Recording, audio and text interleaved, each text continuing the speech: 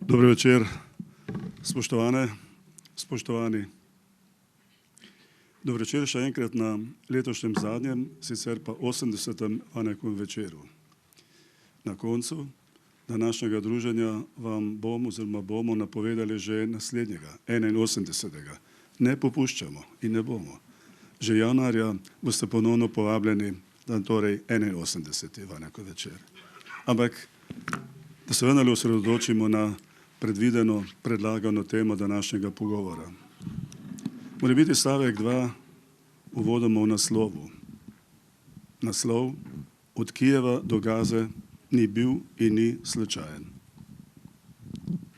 Gre za dve, kot vsi vemo, izjemno aktualni žarišči, ki v vseh pogledih presegata lokalne ali pa regionalne okvire. Čeprav mimogrede po določenih statističnih podatkih, evidencah je v svetovnem, globalnem merilu okrog nad 50 oziroma pravijo eni 55 vojnih žarišč. Ampak v konkretnem primeru gre za žarišče nestabilnosti, vojnega nasilja globalnega pomena.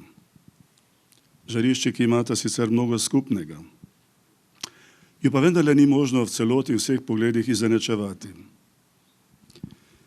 Obe pa nesporno imata in vsaka posebej v geopolitičnem, tudi zgodovinskem, ekonomskem, vzročno-posledičnem pogledu težko predvidljiv razplet in težko predvidljive posledice.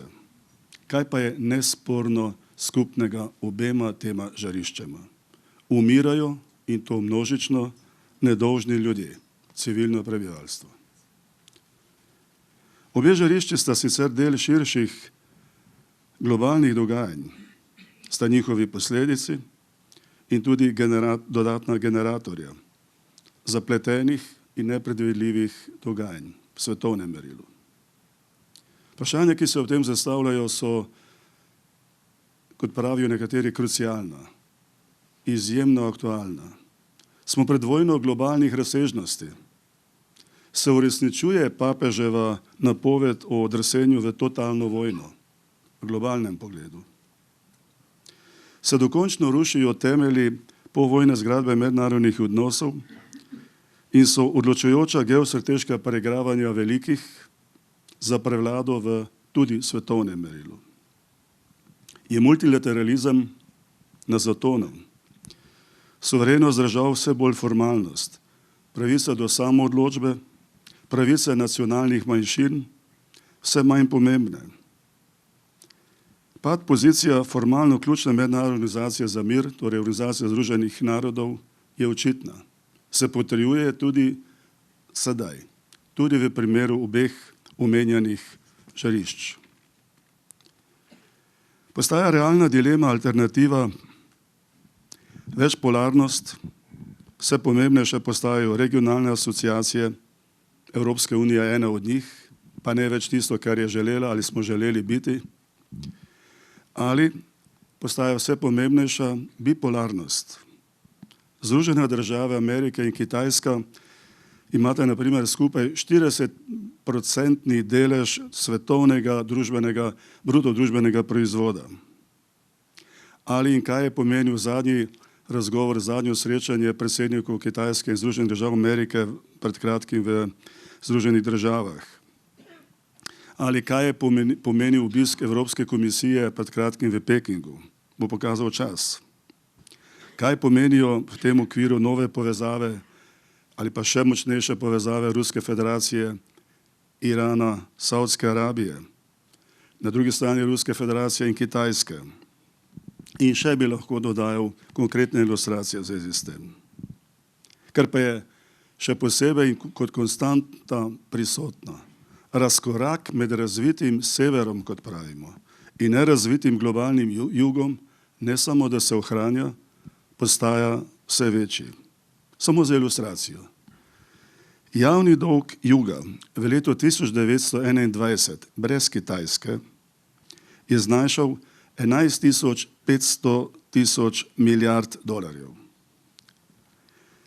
V tem istem letu je ta tako imenovani nerazviti svetovni jug za obresti plačal 400 milijard dolarjev.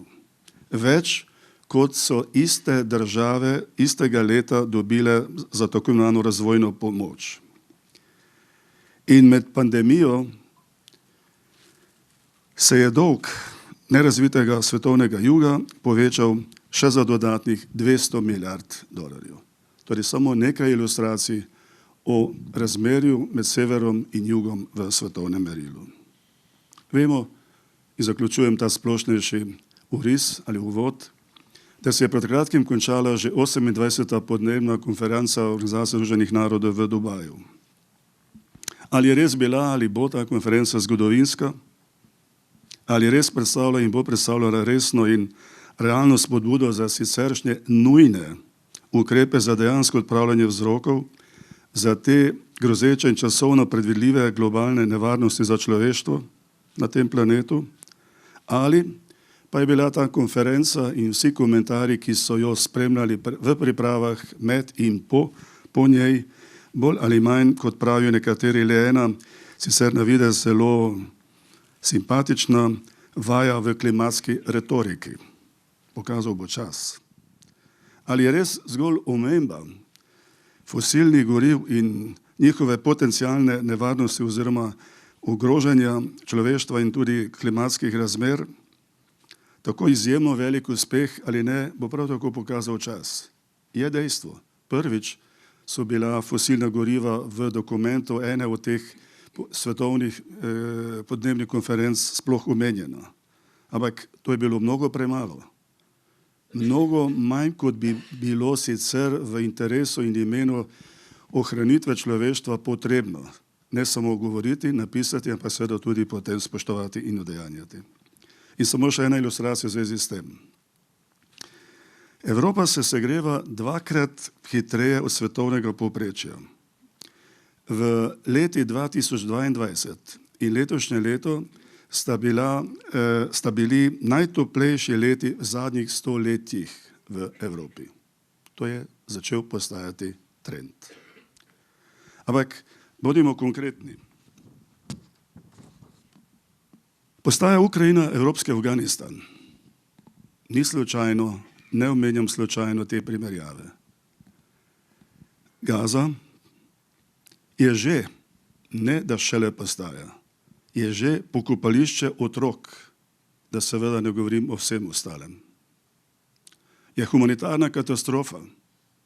To zdaj začenja vendarle prevladovati. Ampak vse, kar se dogaja, je mnogo, mnogo več in mnogo, mnogo hujše kot zgolj katastrofalna humanitarna katastrofa. Pa že to je velik problem. Kar se dogaja, je novi genocid, ali da smo še preciznejši, je novi etnocid. Barbarski pokol, zločinski pohod oboroženega dela Hamasa 7. oktobra je sam po sebi vsega obsojenja vreden. Ampak je bil, je in se nažalost še vedno dnevno potrjuje alibi za zločin proti človečnosti. Nekateri, tudi nekateri naši politiki začenjajo pravilno in utemeljeno označevati dogajanja izraelske vojske v Gazi in ne govorijo samo o tem, da je bila to oziroma je humanitarna katastrofa.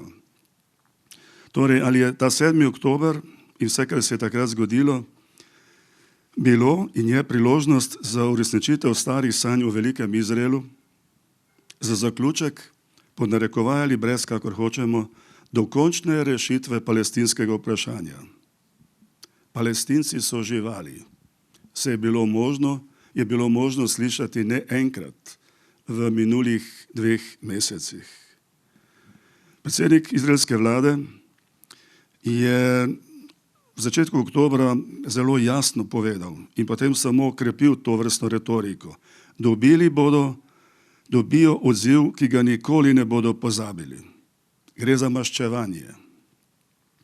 Vzgledi Hirošime, Dresdena in Coventryja in še kakšnega mesta z vidika maščevanja so neslučajne. Ali, če citiram izraelskega obrambnega ministra, eno od njegovih izjav, Borimo se proti živalim in tako bomo tudi ravnali.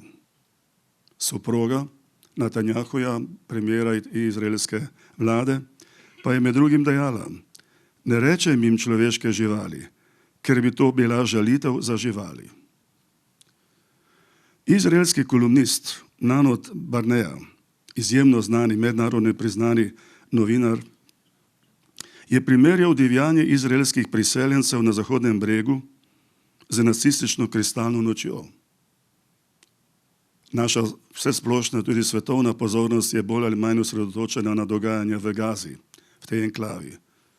Kar spregleduje se ali bolj sporadično, mimogrede pa omenja vse, kar se dogaja tudi trenutno na Zahodnem bregu. To spet samo mimogrede.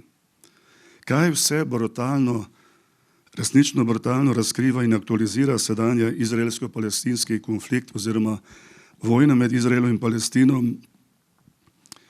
To je vprašanje, na katerega se da odgovarjati na zelo na kratko, tudi malo dalj časa. O vprašanju etike, humanosti, človekoljubja, dvojnih meril in dvoličnosti, o vseh mogočih variacijah sprenevedanja, arogance, enostranskih podpor, o čudnem razumevanju pravice do samoobrambe in samoodločbe, do vprašanj o človekovih pravicah in pravicah manjšin, tudi o fašistoidnosti, instrumentalizaciji verske mitologije in zgodovine, o militantnem in državnem terorizmu, okupaciji in okupatorjih, vojnih zločinih in zločinih proti človeštvu, travmi holokausta in antisemitizma. O vseh teh vprašanjih se v konkretnem primeru da zelo, zelo konkretno razpravljati. Tako z vidika delovanja enih in drugih v izraelsko-palestinskem konfliktu oziroma tej vojni, kot tudi z vidika delovanja mednarodne skupnosti z OZN na čelu, da o Evropski uniji ne govorim, tako z vidika, kaj in kako smo se in se odzivamo mi, Republika Slovenija oziroma naša zunanja politika. Ampak bilo bi preveč in predolgo in nekorektno, če bi sam še naprej že uvodoma vam imel preveč časa. Zakaj? Zato, ker vendarle danes je med nami naš spoštovani prijatelj, naš gost, sodelavec, mislim, da vsem nam ga ni treba posebej širše predstavljati. Dr. Uroš Lipovšček, nedvomno doktor politoloških znanosti, z bogatim novinarskim, pisateljskim, esejističnim in tako naprej življenjem doslej, nesporno sodi, in to ne šele od danes, od včeraj, ampak že dolgo, med najboljše poznavalce mednarodnih razmer v slovenskem medijskem in tudi širšem okviru, eden najbolj angažiranih in najbolj kritičnih razmišljajočih analitikov ne samo trenutne situacije, ampak tudi širšega mednarodnega konteksta in zgodovine, tudi kijevske oziroma ukrajinske in izraelsko-palestinske zgodbe. Zakaj to na koncu posebej poudarjam? Zato, ker se ob vseh raznih oblikah sprenevedanj, dvojne morale in tako naprej, kar pozablja, kar sprenevedajo se mnogi, namenoma pozabljajo na vso zgodovino, na vse vzroke in vse okoliščine, ki so in ki botrujejo sedanji tej izjemni eskalaciji nasilja, ki smo mu priča v Izraelu. Hvala vam za poslušanje zdaj uvodoma, sicer pa, spoštovani dragi Uroš, poznava se predolgo, se torej ne bova vikala, dajem ti besedo. Izvoli.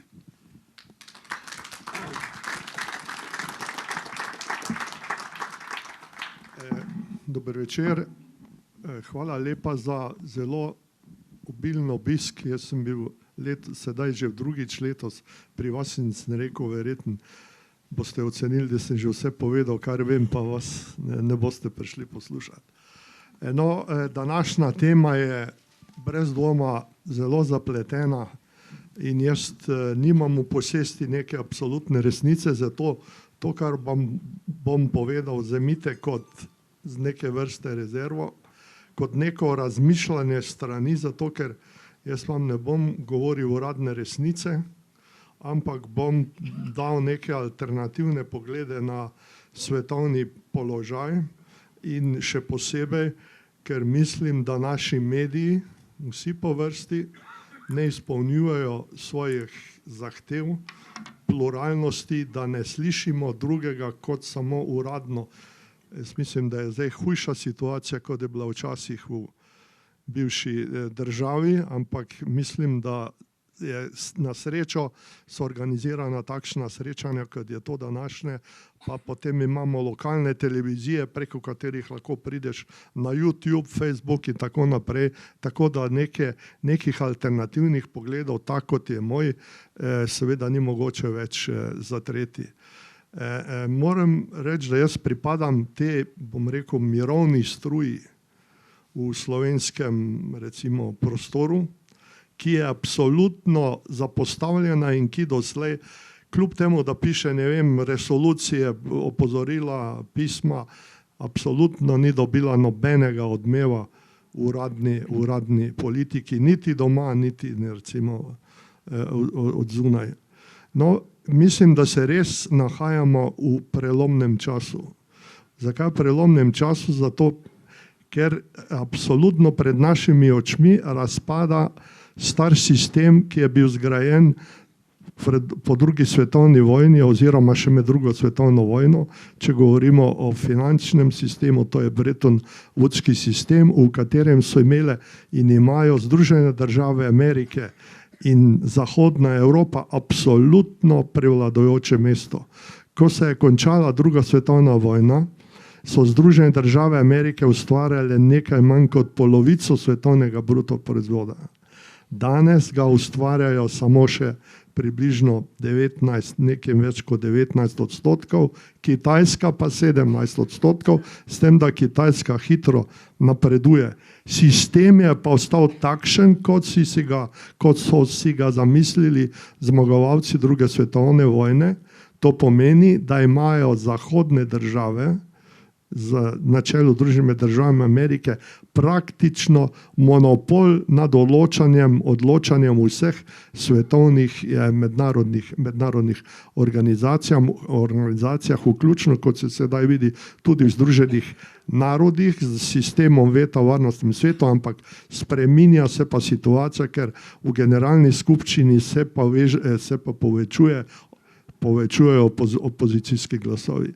To je ena stvar, to pomeni sistem takšen, kot ga poznamo, razpada. To je podobno, kot ko je razpadlo Rimsko cesarstvo, je bil nek sistem, potem dolgo ni bilo nič in isto sedaj nimamo več inherentnega sistema. Zakaj? Tudi zato, ker razpada svetovna morala. Danes je morala, jaz mislim, na najnižji možni točki po recimo 1933.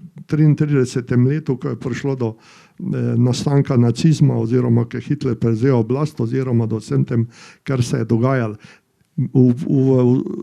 Po vojni smo zapisali v dokumente Združenih narodov nikoli več, to pomeni genocida, pobijanja. Evo, pred našimi očmi se to danes dogaja, pa ne samo v Ukrajini, v Gazi. V Gazi je najbolj ekstremni obliki, to se je dogajalo tudi v Afriki, Aziji in tako naprej, v Ukrajini.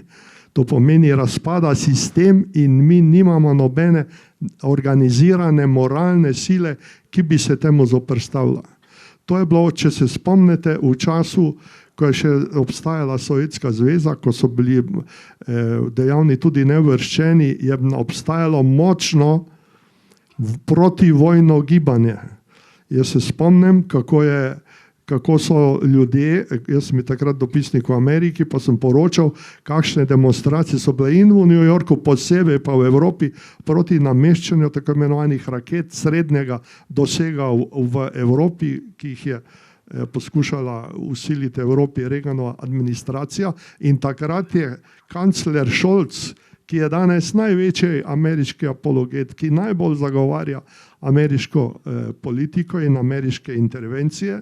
Takrat je on bil na nasprotni strani, bil je v prvih vrstah demonstracij in je bil nezadovoljen do te mere z zahodno-nemško uradno politiko, da je razmišljal o tem, da bi zaprosil za politični azil v vzhodni Nemčiji. Tako danes je povsem druga situacija. In tretji faktor, poleg te morale, je pa atomsko orožje. Nikoli po letu 1962, ko je prišlo do kubanske krize, ko je bil svet na robu atomske vojne, se ni tako razpravljalo javno o možnosti uporabe atomskega orožja, kot se to dogaja danes. Še posebej, ker so velike sile zagnale nov proces posodabljanja jedrskih orožij, ki so ga sprožile Združene države Amerike oziroma bivši predsednik George Bush II, ko je odstopil od teh strateških sporazumov in danes posebej recimo tako imenovani neoliberalci v Združenih državah Amerike, to so najbolj konzervativne sile, del vojaškega industrijskega kompleksa, odkrito govorijo o nujnosti, o možnosti uporabe jedrskega orožja, zato ker ocenjujejo, da so ZDA danes še toliko močne, da lahko zmagajo v atomski vojni, kar je seveda nemogoče. Atomska vojna, če bodo ne prišli, pomeni konec človeštva. To pomeni, imamo 3 elemente, zaradi katerih smo lahko seveda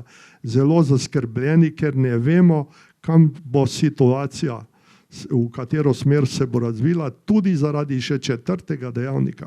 To je pa dejavnik, ljudski dejavnik. To pomeni, mi nimamo več nažalost na svetu državnikov, ki bi imeli neko dolgoročno vizijo. Mi imamo politike od enih volitev do drugih volitev, ki kupčkajo, se dogovarjajo in pregovarjajo, ni pa dolgoročne vizije.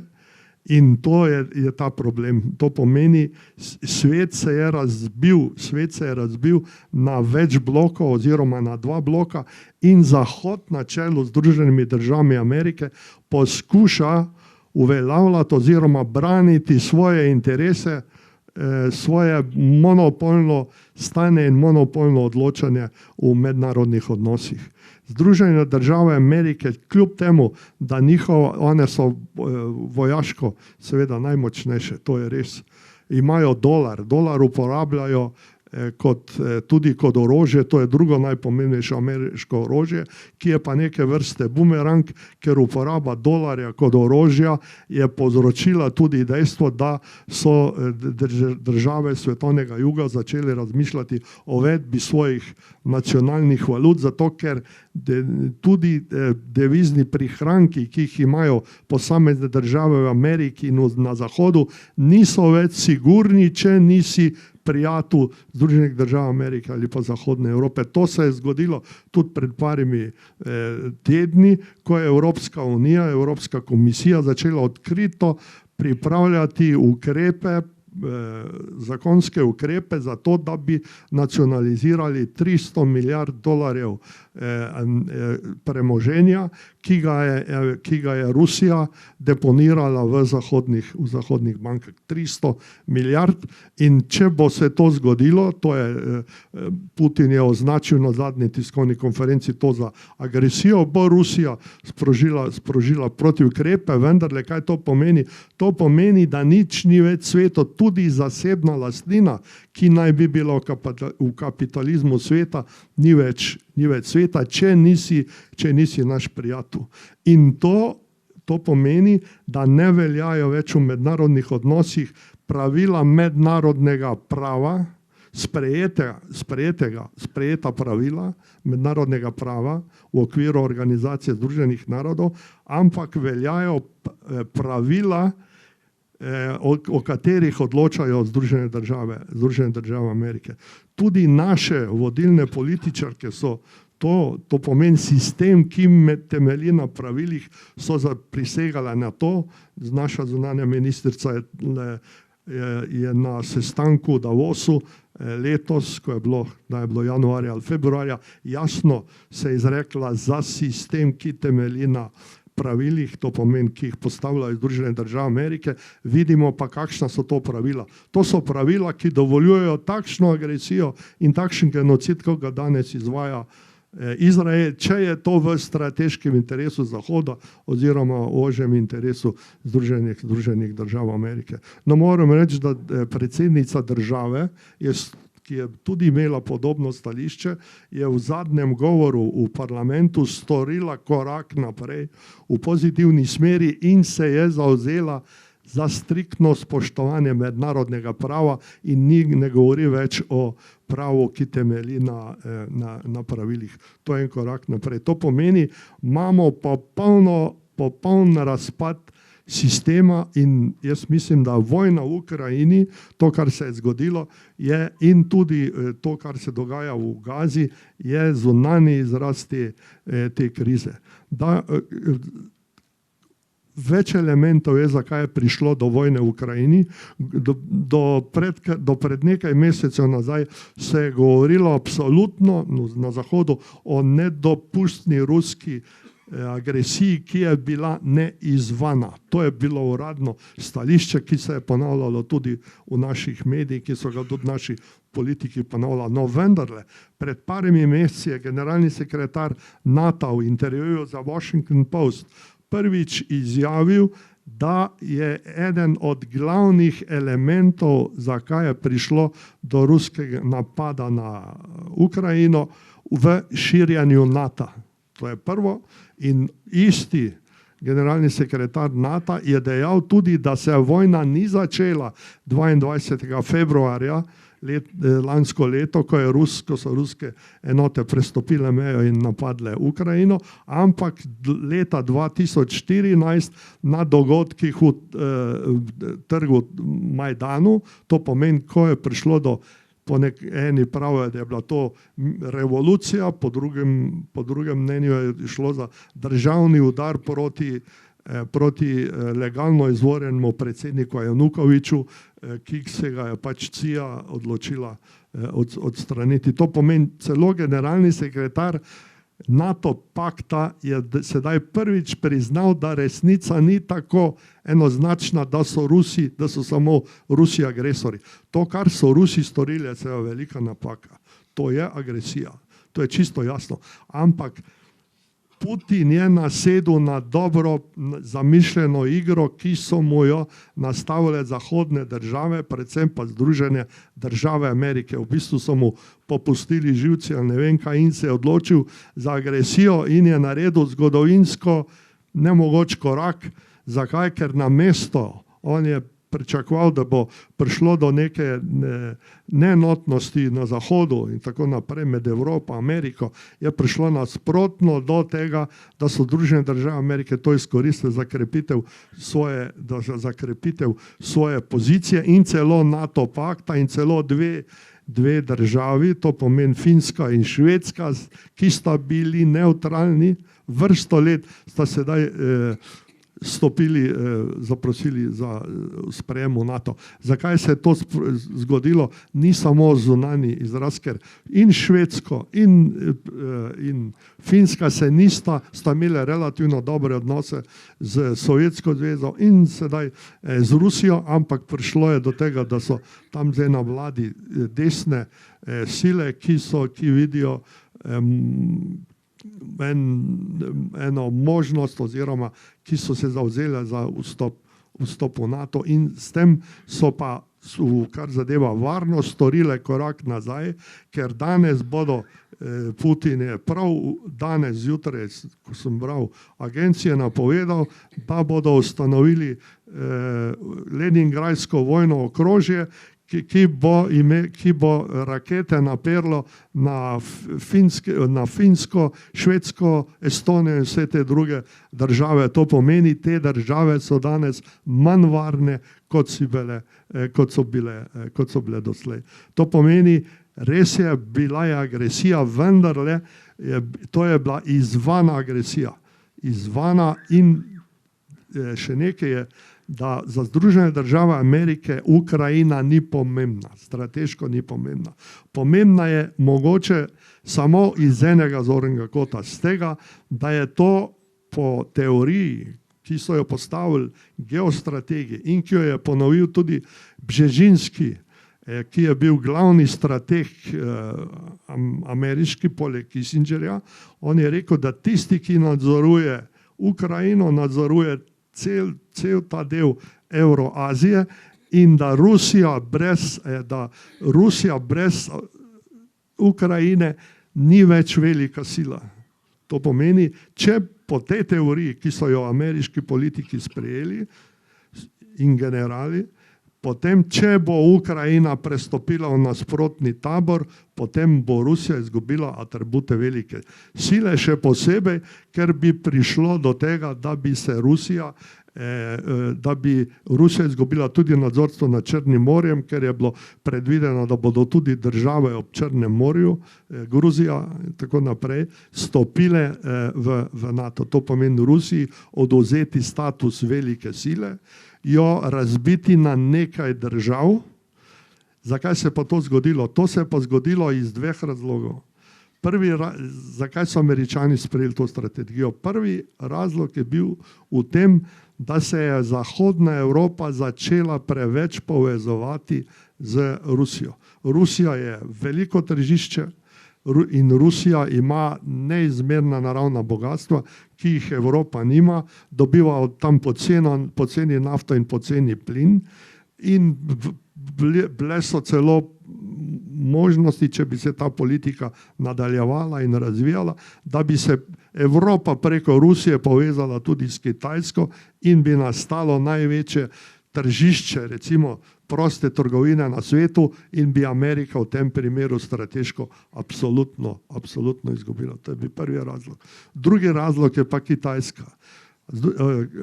Američani, njihovi strategi so ugotovili, da je edina možnost ali pa najbolj učinkovita možnost, da zavrejo kitajski sistem oziroma da vržejo z oblasti kitajsko komunistično partijo in da razbijajo Kitajsko na več držav. Govorilo se o tem, da naj bi Kitajska razpadla na 8 držav, v tem, da bi prvo porazili Rusijo, ker Rusija in Kitajska imata strateško sodelovanje, odprl bi se mehki trebuh Kitajske, če bi padla Rusija, bi bila bistveno ohromljena tudi Kitajska. Zato Kitajska v končni konsekvenci, če bi Rusija začela izgubljati vojno v Ukrajini, tega ne bi dopustila, čeprav je Kitajska zavzela, bom rekel, dokaj modro stališče, je bila v bistvu pogojno nevtralna v tem primeru, ampak če bi Rusiji šlo res za nohte, potem bi seveda se Kitajska na njihovo stran postavila. To pomeni, to so glavni elementi, zakaj je prišlo do te vojne v Ukrajini. Ampak, kot sem prej rekel, Ukrajina za ZDA ni pomembna, je pa pomembna za Rusijo. Tako kot je Mehika pomembna za varnost Združenih držav Amerike ali pa Kanada na severu, tako je Ukrajina pomembna za varnost Rusije. In kaj so si strategi NATO celo dovolili? Ne samo, da so oni zavrnili vse ruske zahteve, oni so celo začeli vojaško obkrožati in s konkretnimi koraki. In recimo danes deluje v Romuniji vojaško oporišče NATO, ki je oboroženo z, meni se zdi, 4 baterijami, to pomeni 32 raket Aegis, ki rabijo do Moskve 4 ali 5 minut časa, in to naj bi bil, to je zaenkrat obrambni sistem, formalno naperjen, če bi Iran začel spuščati rakete v Evropo ali pa proti Ameriki, ampak Iran takšnih raket nima, zato je to samo ena pretveza. Ampak tisti sistem, ki deluje v Romuniji, je mogoče s spremembo softvera v 1 uri ali 2 urah spremeniti v napadalni sistem, ga namestiti jedrske konice in v tem primeru Rusiji, če bi prišlo da se recimo v Ameriki odločijo za prvi udarc na Rusijo, oni praktično nimajo nobene možnosti, da bi reagirali. Podobno oporišče je začelo pred 14 dnevi delovati tudi na Poljskem. To pomeni, Rusija je zdaj ogrožena iz dveh strani. Dokumenti evropske varnosti o varnosti, o sodelovanju, helsinški dokumenti, ki jih noben več nažalost ne spoštuje, pa pravijo, da varnost nobene države ne sme iti na škodo druge države. To je eden glavnih principov, ampak to so seveda absolutno potentali. In če vi date vse te stvari skupaj, kar sem zdaj povedal, je jasno, da velike sile, veste, mednarodno pravo nažalost spoštujejo samo majhne države, velike sile pa ne. In ker če je ogrožen njihov strateški interes, potem velike sile se ne menijo za mednarodno pravo. Tako kot se danes Američani ne menijo za mednarodni pravo in konvencije Združenih narodov, ko gre za politiko Izraela. To pomeni, prišlo je do tega, da je seveda Rusija v obrambi tega, da ne bi bila razkosana, da ne bi izpadla iz igre, da bi bila povsem oslabljena oziroma celo, da bi razpadla, uporabila skrajno sredstvo, to pomeni vojaški napad. Od vsega začetka je bilo jasno, da Ukrajina ne more zmagati v tej vojni. Zakaj? Že zaradi ekonomskega potencijala Rusije, ki je večji, in človeškega potencijala, ki na koncu igra največjo vlogo. Na začetku, prednje je bila vojna, je v Ukrajini živelo 37 milijonov nekaj takega prebivalstva. Danes sem videl neke ocene, da jih živi samo še 15-16 milijonov. Vsi drugi so se izselili, pa ne samo to, približno po neuradnih ameriških ocenah naj bi na ukrajinski strani padlo 500,000 mladih fantov, 500,000 vojakov, medtem ko izgube na ruski strani naj bi bile bistveno manjše, približno 10-krat manjše. Zakaj? Zato, ker Rusi uporabljajo imajo močnejšo vojsko, oni uporabljajo topniške napade. 80% žrtev padlih na ukrajinski strani je posledica topniškega delovanja, ker Rusi imajo mnogo močnejše, mnogo več topov, kot imajo Ukrajinci. To pomeni, prišli smo do tega, da ukrajinski narod praktično bo iztrebljen, če bo šlo tako naprej. Ukrajinci izginjajo pred našimi očmi, imajo pa na oblast, ki absolutno tega ne upošteva. In prav Zelenski je tisti, ki je absolutno nasprotuje kakršnim koli pogajanjem. On je izdal predsedniški odlok, da so prepovedana kakršnakoli pogajanja z Rusijo, dokler bo na oblasti Putin. To pomeni praktično nadaljevanje vojne do konca. No, po drugi strani pa zdaj tudi Rusom ustreza. Rusi so v prednosti, ampak ruska vojska bi lahko napredovala, ampak ne napreduje iz nekaj razlogov. Prvi razlog je, da se Putin boji, da če bi Ruska podlegel zahtevam ruskih generalov naj napreduje, da bi prišlo do intervencije NATO. Njemu pa Rusija pa ve, da ne more si dovoliti direktnega oboroženega spopada z NATO.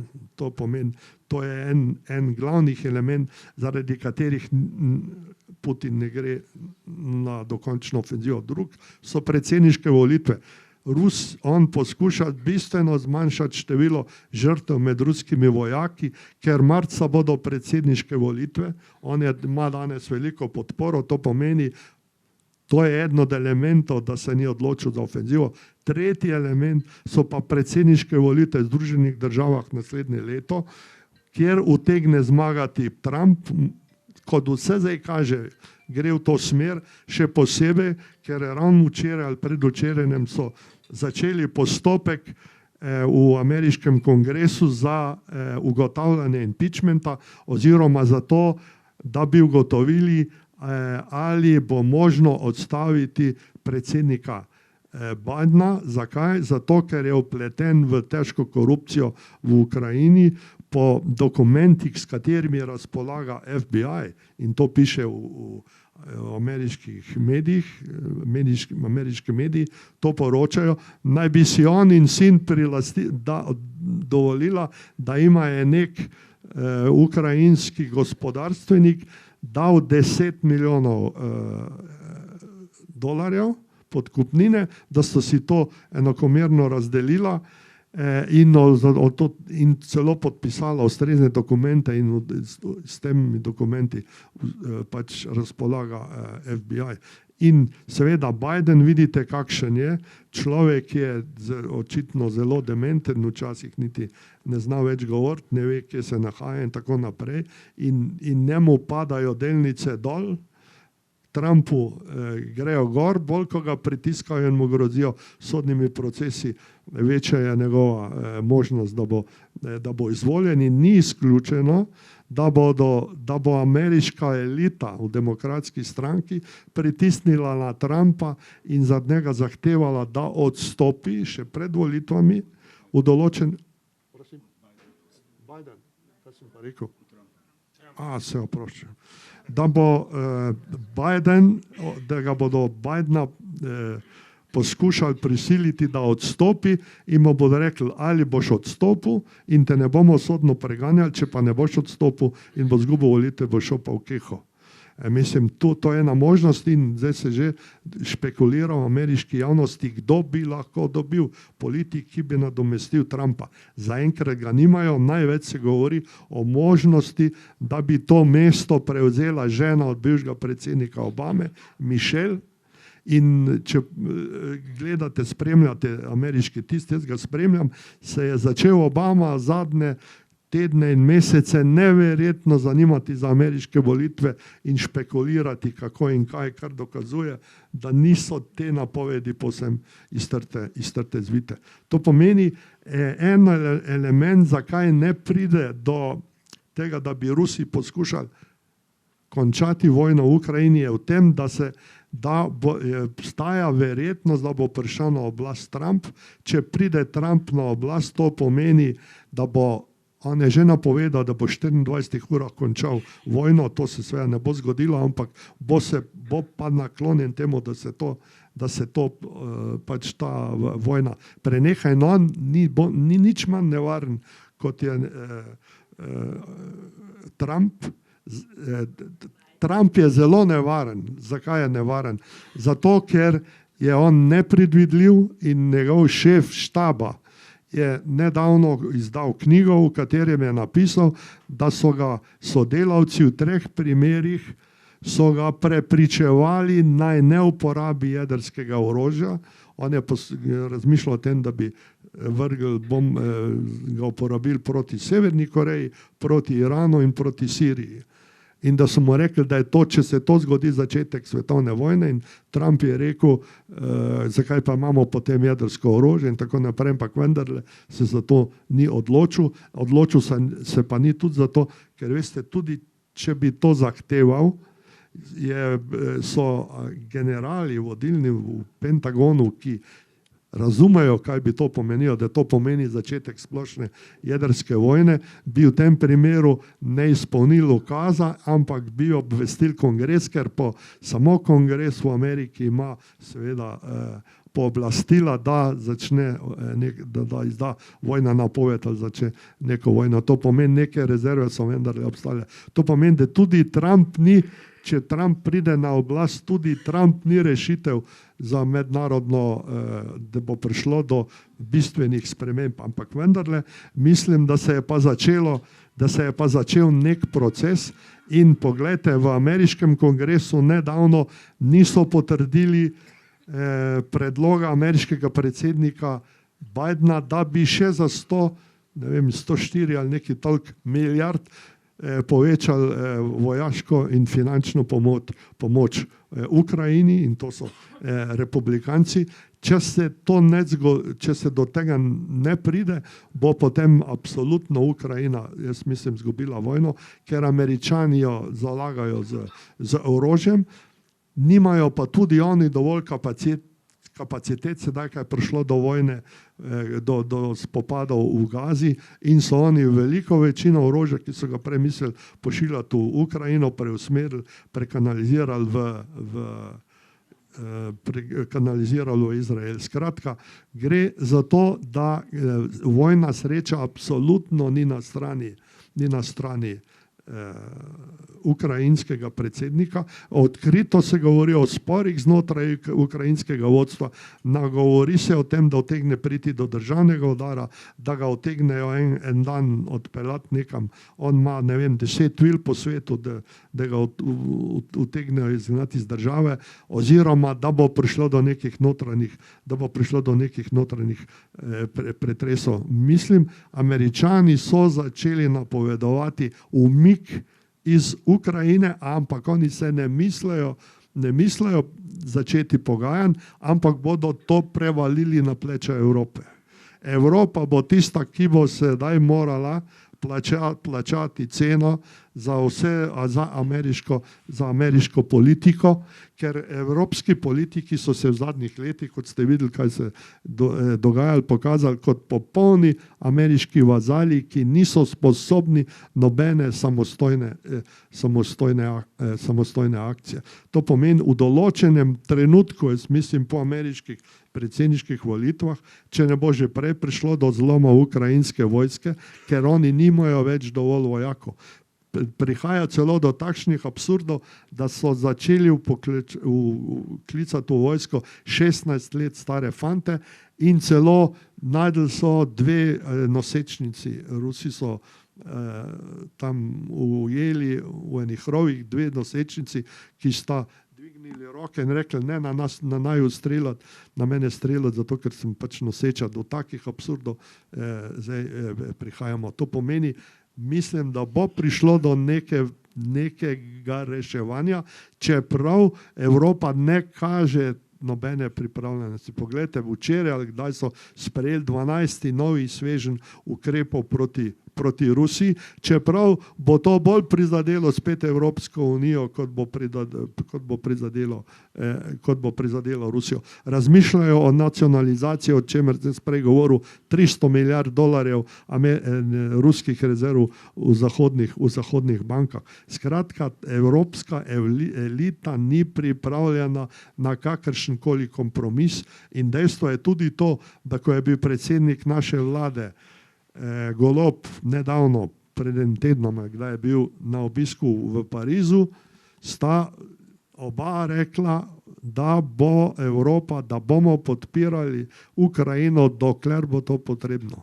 Namesto, da bi rekla, zahtevamo konec vojne in zahtevamo pogajanja, kar je edino realno. Sicer ukrajinski narod izginja pred našimi očmi. Edino po drugi plati je Evropska unija se je pa zdaj zavzela za to na zadnjem sestanku Evropskega sveta, da bi pa Ukrajino sprejeli začeli pogajanja o sprejemu Ukrajine v Evropsko unijo, kljub temu, da ne izpolnjuje prav nobenega pogoja, medtem ko recimo Bosno in Hercegovino, za kar se pohvalno slovenska diplomacija za njeno sprejem zavzema, pa nočejo sprejeti in navajajo številne razloge, zakaj ne izpolnjuje teh ukrepov. Ukrajina danes ni demokratična država, čeprav jo podpira Evropska unija in v vse bolj avtokratsko smer, nažalost, se razvija tudi Evropska unija. V Ukrajini so ukinili vse opozicijske stranke, so uvedli cenzuro tiska, so razveljavili delovno zakonodajo. To pomeni, država lahko odloči, ni več 8-urnega delovnega tednika, ni zagarantiranih plač in tako naprej. Skratka, potem imate pa 14. člen ukrajinske ustave, ki je pa škandalozen, 14. člen pa pravi, in to je en člen, ki je zelo zmešan, govori sicer o Černobilu, ampak pravi, da bo do ukrajinske oblasti skrbele za etično čistost ukrajinskega naroda. To je čisti rasizem.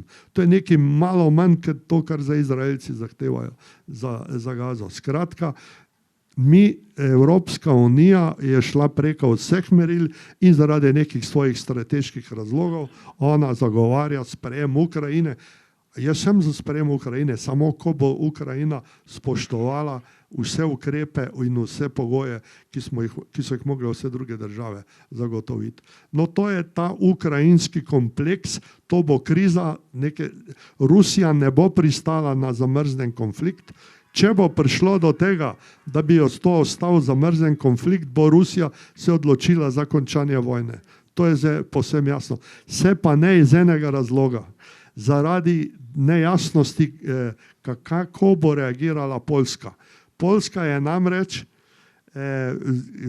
ta konzervativna vlada, ki je bila doslej na oblasti, zdaj je prišel na oblast Tusk. Ne vemo, kako se bo on obnašal vizavi ukrajinske krize, verjetno bo manj agresiven, kot je bila dosedanja vlada. Oni so izražali jasne namere, da če pride do tega, da bo Ukrajina pokleknila pod ruskim škornjem ali vplivom, da bodo priključili, da bodo poskušali dobiti Galicijo, to pomeni tiste dele Poljske, ki so včasih pripadali Poljski, to je bilo pred drugo svetovno vojno. Če se to zgodi, kaj to pomeni? Potem bo Nemčija rekla, pa Poljaki, vi, ki ste zdaj dobili Galicijo, prosim, vzhodno Pomeranijo, vzhodno Prusijo, dajte nam, ki ste jo dobili po drugi svetovni vojni. Če se to zgodi, pride do tega, da padajo vse evropske meje, pade Evropska konferenca o varnosti in sodelovanju in vse evropske meje. To je ena od najbolj negativnih variant, ker upam jaz, da se ne bo to zgodilo, ampak vendarle vedeti moramo, da tudi to se utegne zgoditi v najbolj skrajni varianti, kar pa za nas pomeni, to pomeni za Slovenijo pa tudi to, da kar naenkrat dobimo tudi mi neke odprta vprašanja meja. Nobena država v Evropi ne bo več imela potem sigurne meje. Zato jaz mislim, da je v našem absolutnem interesu, da obstane in Evropska unija in da se to vprašanje na nek način po diplomatski poti reši. No, kriza v Gazi, pa to, kar se dogaja, sam na videz izgleda, da je to čist neka povsem druga kriza. Te dve krizi sta, jaz mislim, absolutno med seboj povezani. Zakaj? Zato, ker so ameriški strategi so ugotovili, da Rusije ne bo mogoče zlomiti, lahko pride do atomske vojne, kjer ne bo zmagovalca, vendar Rusija se je pokazala, da v Ukrajini Američani in Zahod kljub vsem sankcijam pa temu ne bodo dosegli svojih strateških interesov takšnih, kot so si jih na začetku zamislili. To pomeni, so se premaknili na drugo stran. To pomeni, tukaj je pa zdaj Bližnji vzhod. Bližnji vzhod je pa pomemben. Zakaj? Zaradi nafte, zaradi bližine Rusije in tretji element je, da se je tukaj začela Kitajska vse bolj uveljavljati. Največji partner, največji investitor na področju Bližnjega vzhoda niso več ZDA, ampak je Kitajska. Kitajska je postala največji uvoznik nafte iz Bližnjega vzhoda in ne samo to, ona je celo navezala diplomatske stike z Saudsko Arabijo. Saudska Arabija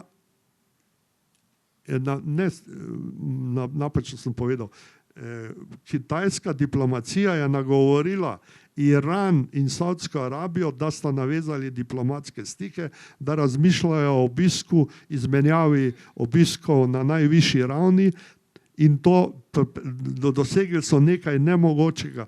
Prišlo je do prvega pobotanja med šiiti in suniti, ker to sta dve verski ločini v islamu, ki sta med seboj bili dolga stoletja sprti, sedaj pa prvič prišlo do tega, da sta se začeli pogovarjati in dogovarjati. In to na škodo ameriških oziroma izraelskih interesov, zato ker danes to, kar se dogaja na Bližnjem vzhodu dokazuje, da je v bistvu ameriška politiki so pokleknili pod židovskim lobijem. Iran pa iz svojih strateških načrtov absolutno ni izločil uničenja Izraela.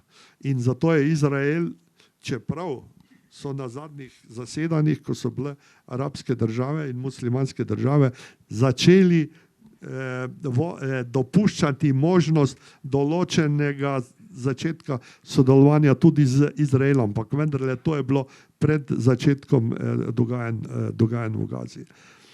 Tukaj, kar pa zadeva Izrael, prišlo pa še do ene negativne strani. Prvič, da imamo mi na oblasti najbolj konzervativno, cionistično, bom rekel, rasistično vlado Izraela v njegovi zgodovini od leta 1948 naprej, ki se zavzema za ustanovitev velikega za Izraela v njegovih svetopisemskih dimenzijah, to pomeni od Nila do Efrata.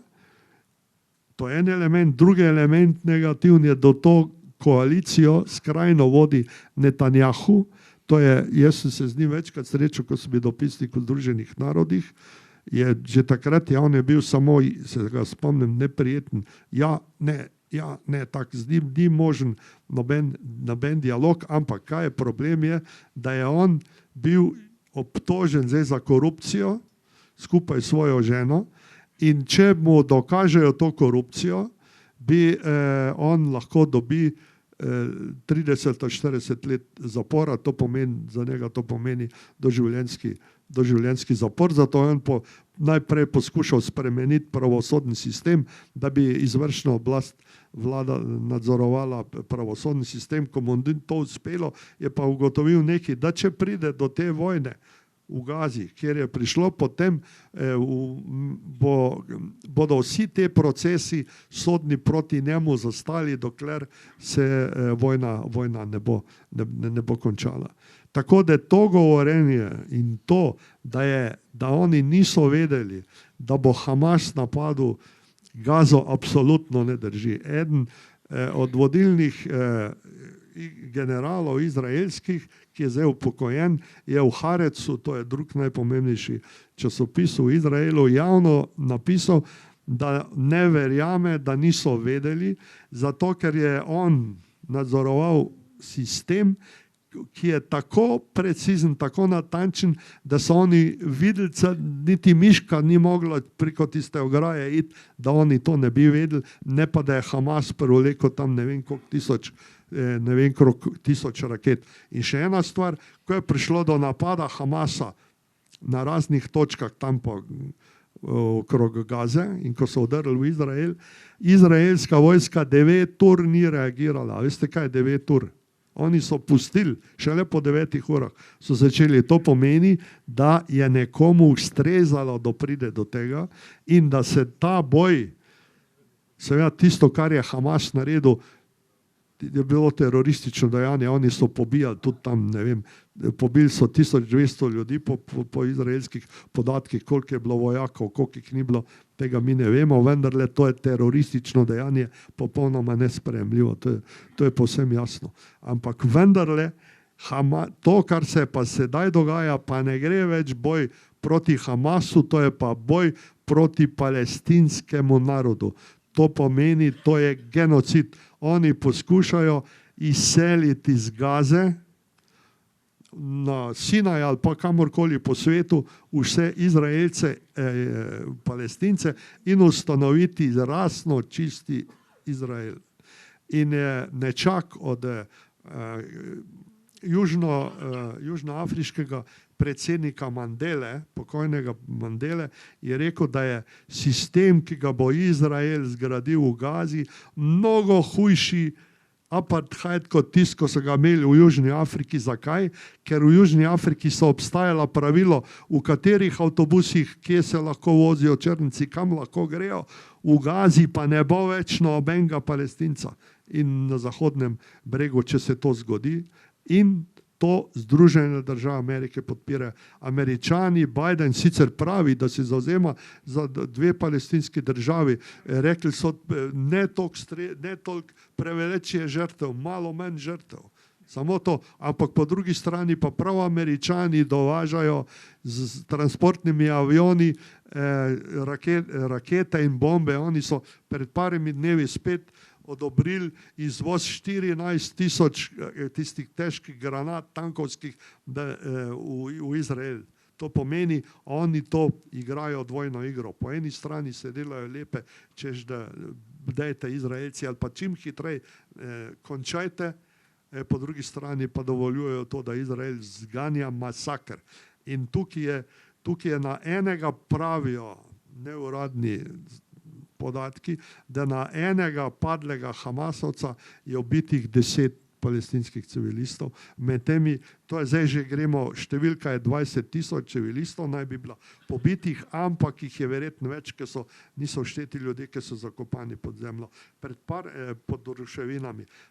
Zdaj so prišli na dan pa celo podatki, da so Izraelci pred parmi dnevi začeli v neki bolnici, ki so jo prej porušili, so jo z težkimi bagri začeli čistiti in so zakopali žive ljudi tja noter.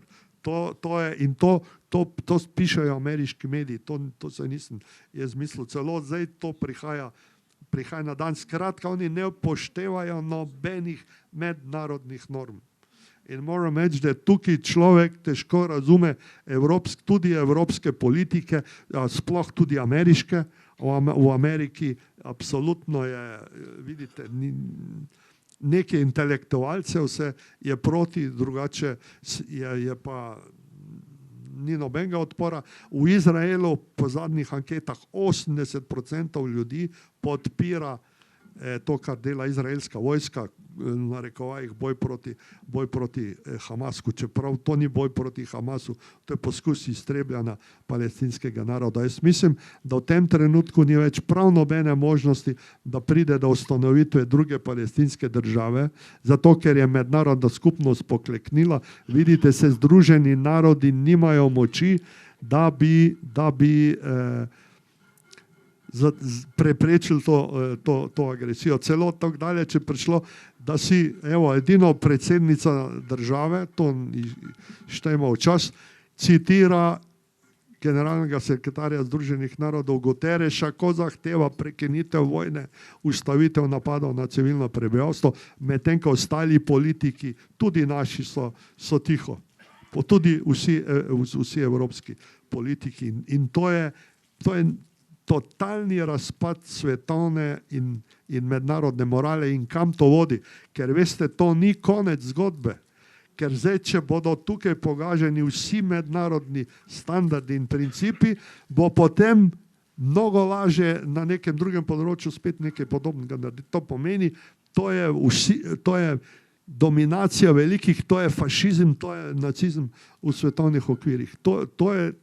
Zato je to tako pomembno in zato je tako nevarno in zaenkrat ni videti, kako se bo ta kriza razpletla. Združene države Amerike podpirajo Izrael, čeprav pravijo, trdijo, da je Sullivan, to je bil svetovalec ameriškega predsednika nacionalno varnost, ki je bil nedavno na obisku v Izraelu, izraelski vladi rekel, dajte do konca leta naredite, kar mislite narediti, potem pa prenehajte. Zdaj je na obisku v Izraelu Austin Lloyd, to je ameriški obrambni sekretar, ki naj bi isto pripravljal naslednjo fazo vojne. To pomeni, Izraelci, prosim, ne bombardirajte, ne uporabljajte najtežjega orožja, dajte na mal manj viden način to početi, ampak vendarle ostaja pa enaka strateška zasnova. To pomeni, Izrael bo postal etnično čista država, ki bo branila ameriške strateške interese. Je pa židovski lobij v Ameriki tako močan, seveda, da lahko on vpliva na ameriško politiko in to dolgoročno. Tako da je to absolutno nek hud problem, In to nas bo obremenjevalo, jaz mislim, mednarodne odnose še dolgo časa in nastaja neka povsem nova svetovna situacija, ki je povsem nova in nevarna, ker ne veljajo več nobena pravila, velja samo pravica močnejšega. Zato mislim, da v prihodnjem letu nažalost ne bomo doživeli nekega razsvetljenja ali pa miru, da se bodo te krize nadaljevale. Ampak s tem, ko je Izrael naredil to, kar je naredil, ko se je spravil na Palestince, je začel dolgoročno vojno. Tukaj ne bo miru. Zakaj? Ker Izraelcev je, koliko jih je, 8,5 milijona, nekaj takega, arabskih držav, ki jo obkrožajo Izrael, je pa skoraj 400 milijonov. Nemogoče je, da on kljub vsem ameriški podpori dolgoročno obstane na tem področju. Je pa seveda spet en nov element. Izrael ima atomsko orožje, Izrael pravijo, da ima 60 ali 100 atomskih bomb in jaz mislim, po tem, kar je storil v Gazi, je on pripravljen to orožje uporabiti tudi proti drugim arabskim državam. Zato jaz mislim, da je edina stvar,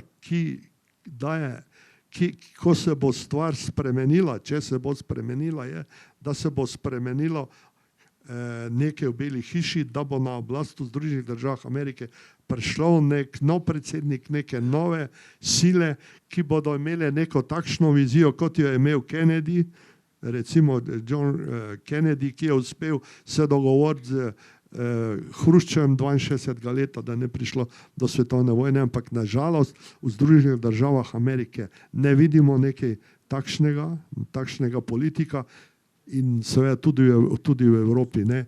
In drugo leto bodo evropske volitve in jaz mislim, da bomo morali zvoliti ali pa vplivati na to take ljudi, na vodstvo evropskih institucij, ki bodo ne podložne ameriškim strateškim interesom, ampak delovale v smislu stabilizacije in miru na svetu. Evo, to sem jaz mislil povedati.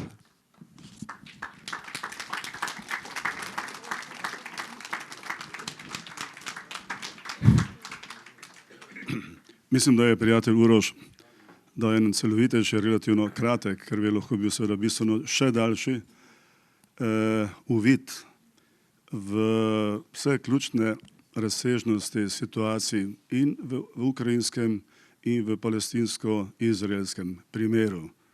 In tudi rahel skok v zgodovino, ki je botrovala sedanji situaciji. Preden bi seveda povabil kogarkoli izmed vas, da poveste svoje mnenje, svoje komentarje, morebitna vprašanja Urošu ali nama, mi dovolite samo še 2-3 dopolnitve, da vas spomnim. Putin je ne tako dolgo nazaj zelo eksplicitno, ponovno poudaril, mir bo v Ukrajini in konec bo, ko bodo doseženi naši cilji. Netanjahu prav tako govori o miru, mir bo, ko bo uničen Hamas. Nihče nas ne bo ustavil, je dodal. Kako reagiramo na take izjave, ravnanja enih in drugih, mislim, da ni treba sedaj širše povzemati. Pogosto poslušamo, tudi Uroš je omenil, tudi od naših vodilnih politikov ali predstavnikov slovenske države, podpiramo Ukrajino, dokler bo treba. Kaj pa to pomeni? Dokler bo treba. Do kdaj? Kako? Ali če sem zelo, zelo piker, da rečem ciničen, do zadnjega Ukrajinca in do zadnjega Palestinca. Ali ko bodo zasegli veliki, ki igrajo te velike globalne igre, v enem in drugem primeru tudi zelo konkretno, na srečo ne še neposredno, ampak samo posredno, ne bo eden ali drugi dosegel svojih ciljev. Ali če si dovolim še samo dodati, Putina smo, pa ne da bi ga branil, niti slučajno zato, ker je storil ali pa da bi bil kakorkoli zagledan v njegovo avtokratsko vladanje. Putin je zločinec. Bil je predlagan že tudi formalno postopek za obravnavo njega kot zločinca pred pristojnim mednarodnim sodiščem. Kaj pa Netanjahu? V Ukrajini so bili storjeni taki in drugačni zločini. Ali so bili ali ne, bo seveda potrebno, če se bi šli, ali bomo šli, ali bo veljala vladavina prava, seveda v ustreznih postopkih potrditi, če bi šlo to za zares. Eno so politične ocene, mnenja, vtisi, medijsko, propagandno, psihološko obarvane ocene, drugo so pa pravne kvalifikacije in pravno utemeljene tudi sodbe in obsodbe. Ampak, a je o zločinih v Izraelu ali izraelske vojske bilo že govora? Prav sramežljivo sva že omenjala prej, se sploh uporablja ta oznaka kvalifikacija, da gre tudi za zločine in to za zločine proti človečnosti. In to so v kategorizaciji zločinov po mednarodnem pravu najhujši zločini. Zločini proti človečnosti. Cinično se sliši, ko lahko tako rekoč poslušamo, malo jih še pobijte, malo vam še dovolimo, oziroma malo manj jih pobijajte, ne toliko, zmanjšajte število mrtvih na dan, pa bo pravzaprav v redu, pa bomo nekako se lahko sprijaznili, pa vas še naprej branili. Ali še ne tako dolgo nazaj je veljalo kot vrhunec osebna kvalifikacija sprenevedanja, mižanja, dvojne morale in še česa, dvoličnosti, pozivanje k humanitarnim prekinitvam spopadov, k humanitarnim koridorjem, seveda bi bili koristni zaradi ljudi, zato da bi se zmanjševalo trpljenje, umiranje ljudi. Ampak vse bolj, vsaj mene osebno je to spominjalo na športne igre, kolektivne športne igre, nogomet, košarko in podobno, kjer imamo odmore. Odmore med prvim in drugim polčasom. Odmore med prvo, drugo, tretjo in četrto četrtino v košarki. Zdaj pa malo prekinemo, da malo počistimo teren, potem pa gremo naprej. Zakaj takole pikro in rahlo cinično barvano komentiram ali povzemam in vas spominjam na take in drugačne v svetovnem, tudi žal lokalnem okviru prisotne izjave, mnenja, razmišljanja, ocene? Zato, ker se kar beži od tega, da bi se Bobo reklo Bob prvič in drugič, da se bi resno, iskreno, ampak temeljito in skupno, ampak to pot pa res enotno lotili iskanja rešitev oziroma iskanja izhoda. Izhod pa je takoj zaustaviti uporabo nasilja, vojne v enem in drugem primeru. Ja, OZN je v krizi. Takoj. OZN je v krizi. To se je žal ponovno zelo drastično potrdilo, ko generalni sekretar uporabi največjo svojo formalno možnost po ustanovni listini Organizacije združenih narodov, tako imenovani 99. člen, ko je Varnostnemu svetu predlagal določene predloge in odločitve Varnostnega sveta so zavezujoče. Resolucije, ki jih sprejema Generalna skupščina OZN, niso zavezujoče. Resolucija, ki jo je nazadnje sprejela Generalna skupščina in jo je podprlo 153 držav, tudi Slovenija, je pač ena od mnogih, mislim, da je približno 80 dokumentov, ki so bili o izraelskem nesprejemljivem in nepravnem ravnanju in krešitvah v minulih desetletjih sprejetih, pa gremo naprej. V Varnostnem svetu je pa bilo popolnoma jasno. Uporabila se je pravica veta. ZDA je uporabila pravico veta, Velika Britanija se je vzdržala. In tako ni bila možna sprejeti edino sprejemljiva in utemeljena obsodba, ki bi zavezovala Izrael. Ali bi jo Izrael spoštoval ali ne, je drugo vprašanje. Verjetno ne. Si bi dovolil takoj komentirati. Ampak tudi ta sedanja stanje oziroma situacija še kako dodatno utemeljuje nujnost reforme sistema delovanja in upravljanja Organizacije združenih narodov. In samo še dve oziroma tri opazke. Vojna v Ukrajini je doslej Evropsko unijo stala v taki ali drugačni, torej neposredni finančni ali posrednih drugih učinkih in posledicah približno 170 milijard evrov. Je bilo doslej za Evropsko unijo neposredne, izračunljive oziroma lahko ocenjene direktne škode oziroma direktnih posledic. Pa še ena ilustracija iz izraelsko-palestinske zgodbe oziroma vojne v Izraelu. V obdobju od 7. oktobra do začetka novembra je izraelska vojska uporabila z aviacijo in topniškim orožjem izraženo v moči tolikšno moč, kot jo bi predstavljali skupaj dve atomske bombi nad Hirošimo. Tolikšna je bila moč uporabljenega orožja oziroma vseh granat in tako naprej z izraelske strani na seveda bistveno manjši površini, kot je bila Hirošima. Mimogrede, Gaza po površini je velika, kot sta skupaj koprska in piranska občina. Severna in južna Gaza, kot koprska in piranska občina. O Evropski uniji bova rekla nekaj še na koncu, si pa dovolim samo še nekaj dodati. NATO, ker je bilo tudi govora o NATO. NATO ni več to, kar je bil, ko smo mi, Slovenija, stopali v NATO. Ni več to.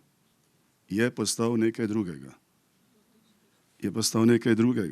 In seveda se je popolnoma pozabila in je še povezano z različnimi oblikami sprenevedanja, kaj je bil zdaj zapisan ali nezapisan. Vendarle, bil je dogovor med Gorbačovom oziroma Sovjetsko zvezo in Zahodom. Ali Berlinski zid je padel, ni padel, kot se je sicer pričakovalo, želelo, pokazalo se je naivno. Ni bilo realno to pričakovanje, očitno. Se ni zrušil, figurativno rečeno, na obe strani. Ukinjen je bil Varšavski pakt. NATO se je začel krepiti. Začel vstopati v prostor, ki je bil dogovorjen, da bi naj predstavljal svoj vrstni koridor, tamponsko črto med vzhodom in zahodom in tako naprej. No, še bi lahko nadaljeval. To je toliko, samo malo za še nekaj dodatkov. O Evropski uniji pa nekaj več čisto na koncu, iz posebnega razloga. Izvolite. Razen, Uroš, ti še kaj v tem trenutku? Evropi pa potem na koncu. Izvoli.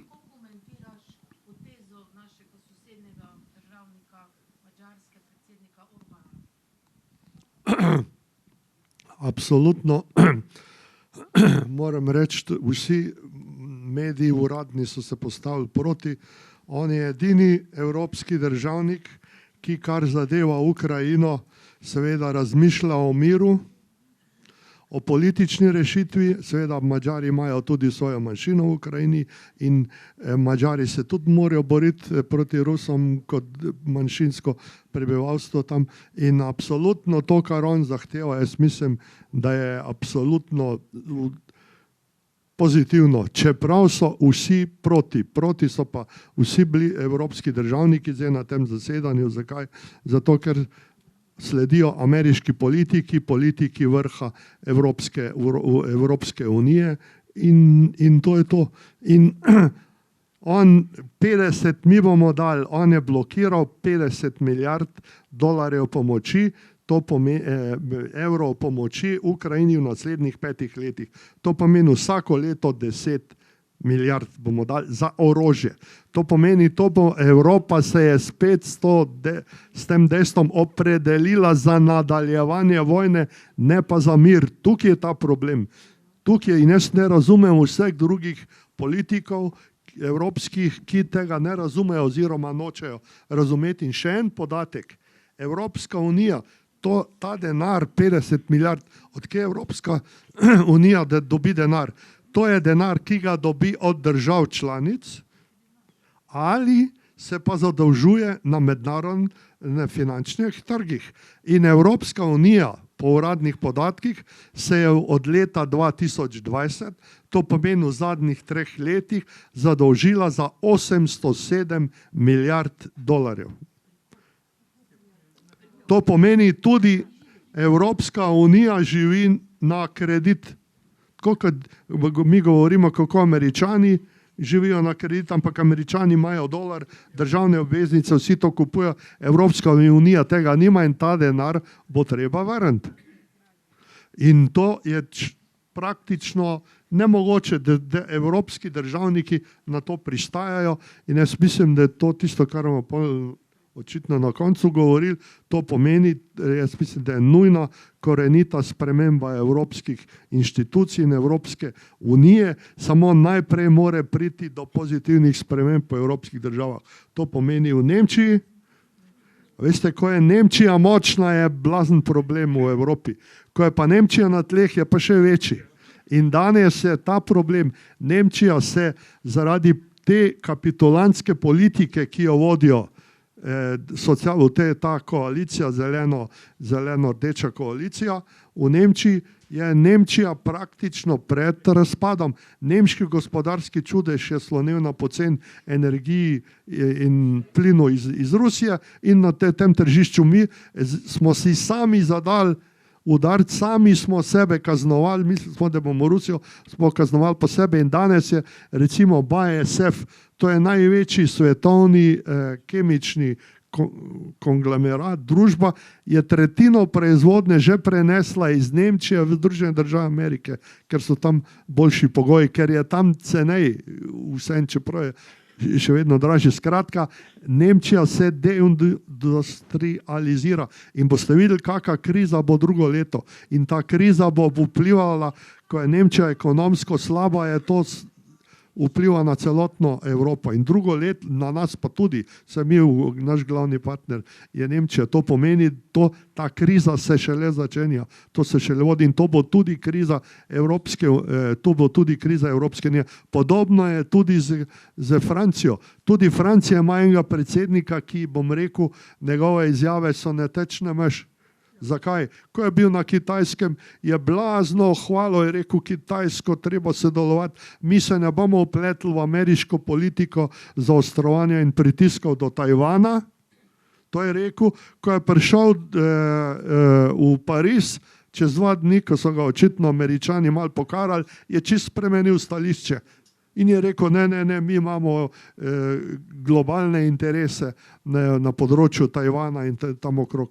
Skratka, problem je tisto, kar se na začetku govoril, nimamo več pametnih ljudi s hrbtenico, državnikov nimamo in to je tragedija Evrope.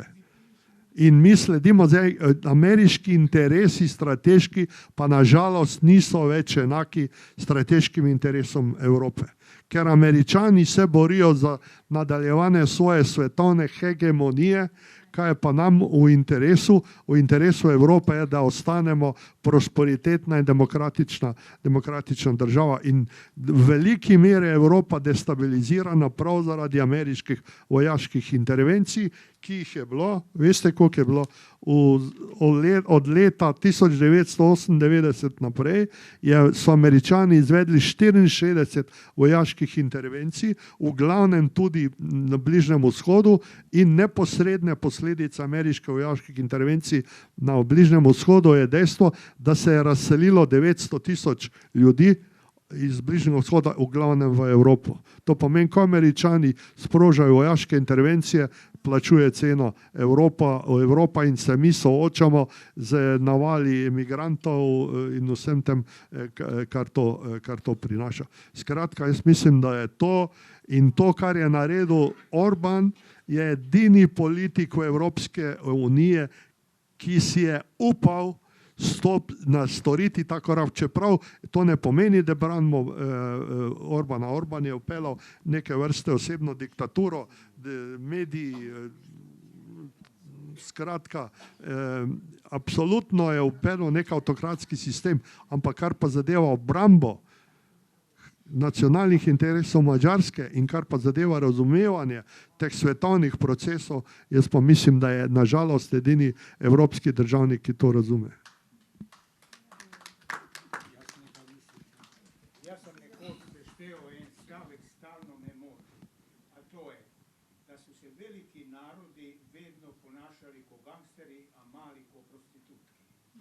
Kaj lahko mali narodi naredijo?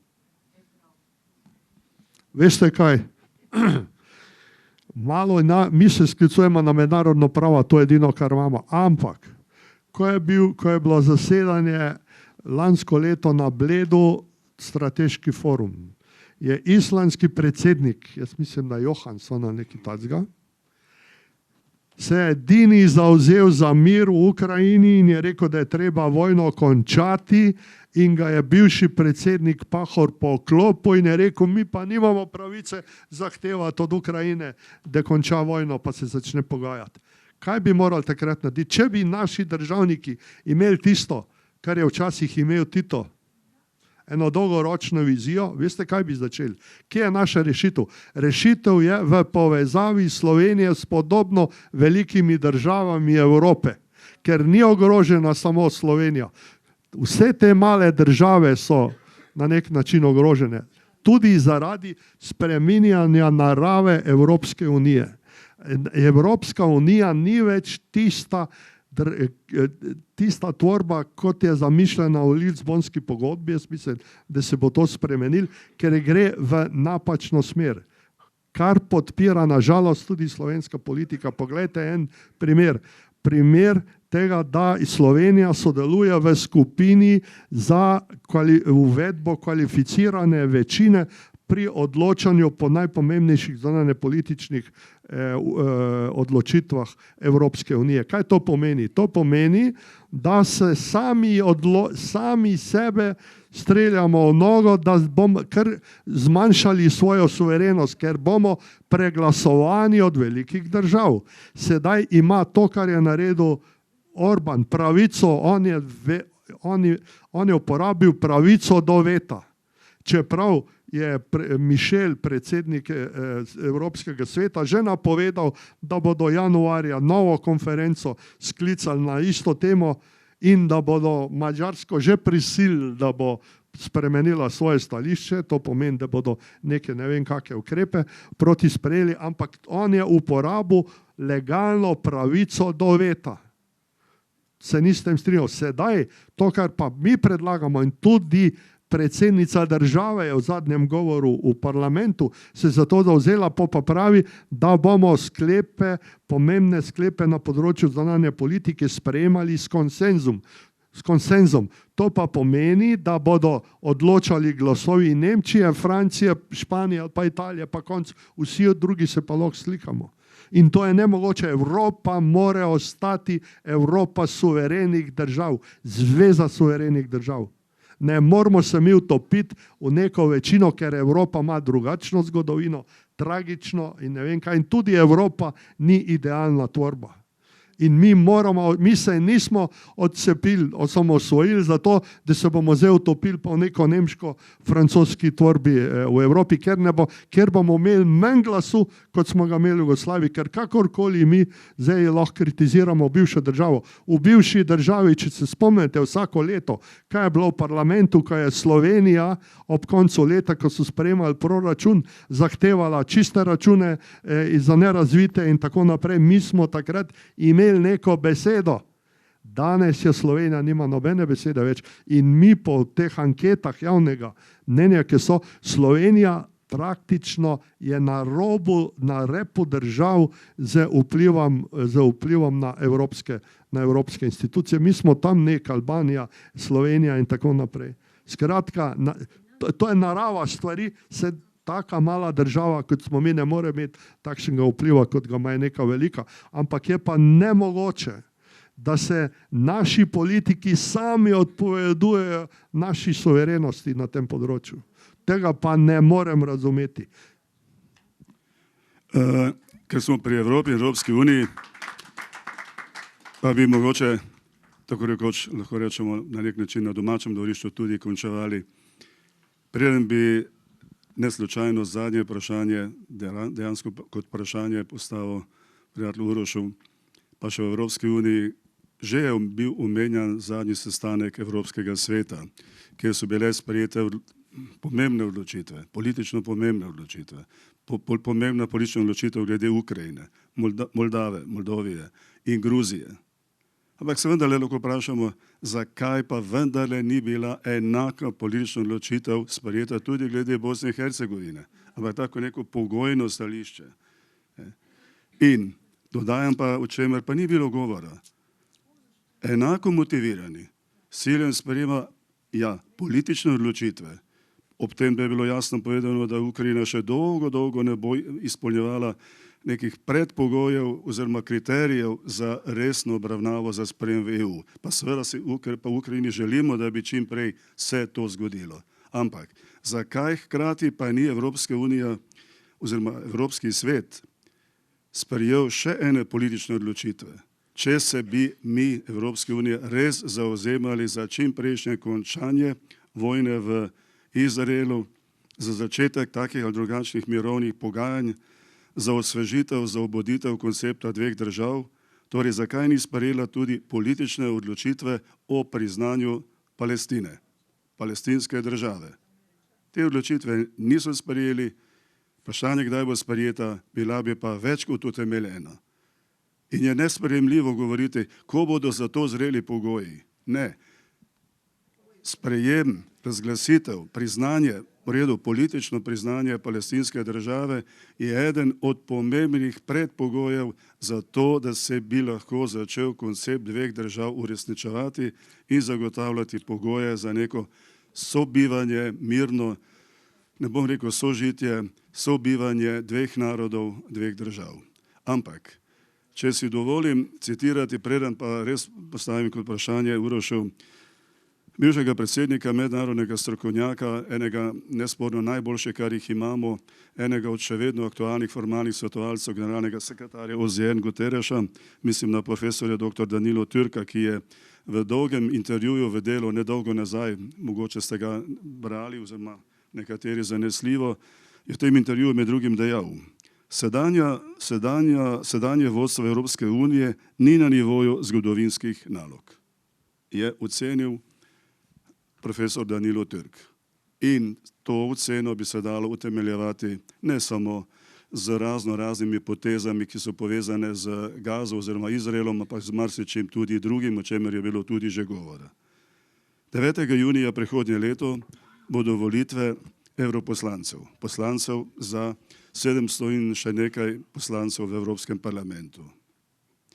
A si je, glede na vse danes povedano in znano, javno znano, pa tudi drugače znano, obetati, da bo po volitvah Evropski parlament svojim vplivom, kakršnega pač ima, z svojim novim sestavom lahko prispeval kaj pomembnejšega k temu, da bi se začelo spreminjati stanje v Evropski uniji oziroma začela tako imenovana reforma Evropske unije ali povedano drugače in za konec, da bi Evropska unija se začela vračati k svojim temeljem, vrednotam in načelom, na katerih je bila zgrajena in bi naj delovala. Uroš. No, jaz mislim, da je to tema za eno tak večer, samo, kot smo zdaj imeli, samo o Evropski uniji. Jaz moram reči, da zamerim našim poslancem v Evropskem parlamentu, da ali se kdo od vas spomne kakšne odmevne akcije. Niti ene akcije ni bilo, mogoče ene dve take, ampak obrobne zadeve, nobenega glavnega vprašanja niso sprožili.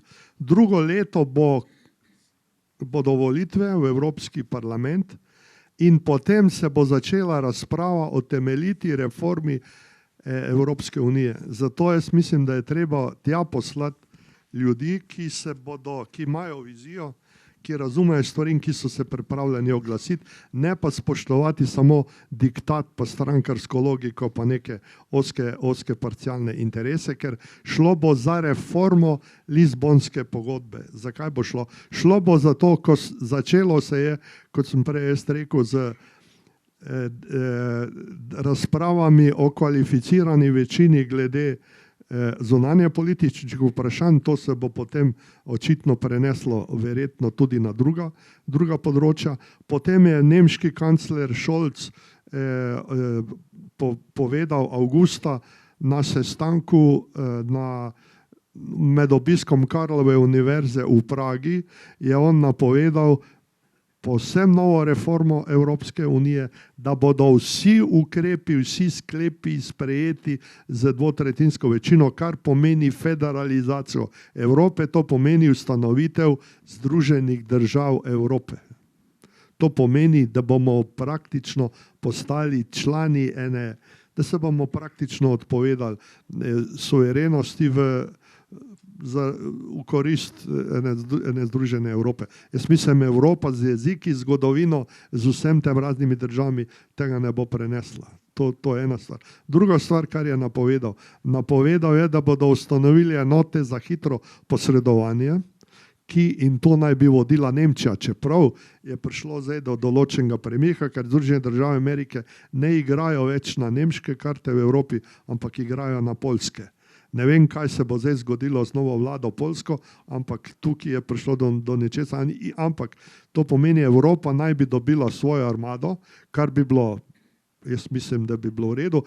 Je pa nekaj, da hočejo povečati oboroževalne stroške in danes evropske članice NATO prispevajo za oborožitev približno na leto 400 milijard dolarjev, 400 milijard evrov. Medtem ko ameriški vojaški proračun je pa, če vse stroške vzamemo, tam recimo okrog 1000 milijard dolarjev. To pomeni, mi skoraj Evropa, polovico to kot Američani, tudi mi dajemo in oni hočejo, da bomo mi še povečali iz 2% na 3% družbenega proizvoda za vojsko. Zato mi kupujemo, zakaj Slovenija rabi 2 aviona? Zato, da smo vozili iz Maribora v Ljubljano, ali zakaj 2 transportna aviona? Ne. Zato, da bomo sodelovali v nekih akcijah NATO nekje zunaj in zunaj Evrope ali kjerkoli. Jaz mislim, da je tukaj en velik problem, ampak poglejte, je pa ta svetovno znani ekonomist Jeffrey Sachs sprožil v Združenih narodih nedavno, je imel en govor, v katerem se je zavzel za obnovitev Ukrajine in tudi Gaze, ker to bo zahtevalo težke stotine milijard dolarjev. Kje dobiti? On je predlagal, da se znižajo svetovni vojaški stroški za 10%. In sicer, da prvih 20 držav, ki da največ za orožje, 1/10 tega denarja, ki ga nameni za orožje, da v nek fond Združenih narodov za obnovo in razvoj držav, ki so prizadete. Ampak to niso samo Gaza pa Ukrajina, veste, to je tudi Sahel, pa afriške države, Sahel, afriške države in tako naprej. Skratka, tukaj je več takih kandidatov, ker tudi tam so neke vojne, o katerih se pa ne piše. Če se v medijih ne govori, pa teh vojn ni, ampak nažalost so. Ampak ta njegov predlog je seveda ni bil sprejet z navdušenjem oziroma so ga drugi celo ignorirali. No in jaz mislim, da Evropska unija drugo leto, ko se bodo te reforme bodo trajale nekaj časa in je zelo odvisno od tega, kdo bo vodil Evropsko unijo. Kot stvari sedaj kažejo, bo predsednica sedanje Evropske komisije Ursula von Leyen ostala na tem mestu, zato ker ima in podporo Nemčije, Scholza, ker se on boji, da bi sicer nek kandidat zelenih prišel na to mesto, ki ima tudi podporo Francije in predvsem Združenih držav Amerike, čeprav Amerika ni članica Evropske unije. In če ona pride, bomo na istem, kot smo danes.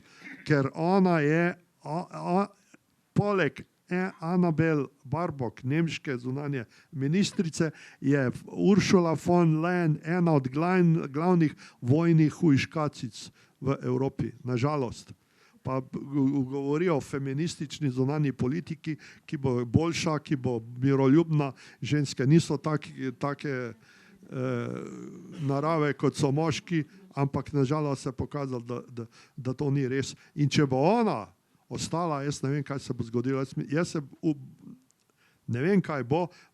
Jaz mislim, da dolgoročno v takšni konstelaciji tudi Evropska unija ne bo obstala. Ali pa ne bo ostala v takšni demokratični obliki, kot jo mi poznamo, in mi smo se pridružili k neki demokratični skupnosti. Vse gre zdaj pa v drugo smer. Tudi ko smo mi glasovali za NATO ni bil takšen, kot je danes.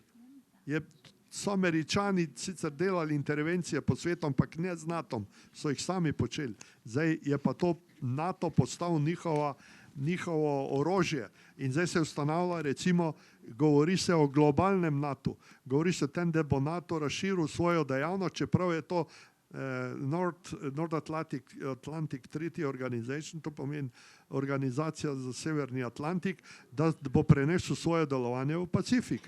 In Francozi in Nemci že pošiljajo svoje vojaške ladje, ki v Južno-Kitajsko morje, pa ki proti Tajvan in izzivajo Kitajce.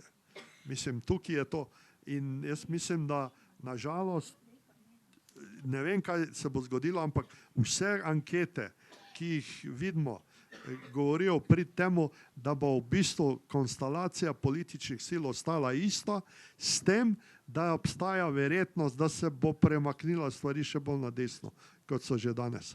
Če se pa to premakne, to pa pomeni vojne. Čeprav je treba vedeti, da se je nekaj zgodilo, nekaj nelogičnega, tudi v Evropi, da vse leve sile, ki so sicer razbite, se zauzemajo za nadaljevanje v Ukrajini, nadaljevanje vojne, vse desne, pa za pogajanja in za mir, kar je nekaj neverjetnega. Včasih so se te sile zauzemale, so bile v jedru antikomunizma, pa nekih vojaških intervencij, zdaj so se stvari pa povsem obrnile, tako da praktično, kaj se bo dogajalo v prihodnje, praktično ni mogoče več povedati. Je pa jasno, da je manevrski prostor Slovenije majhen, da mi se pa moramo zauzemati za načela miru in sodelovanja proti kakršni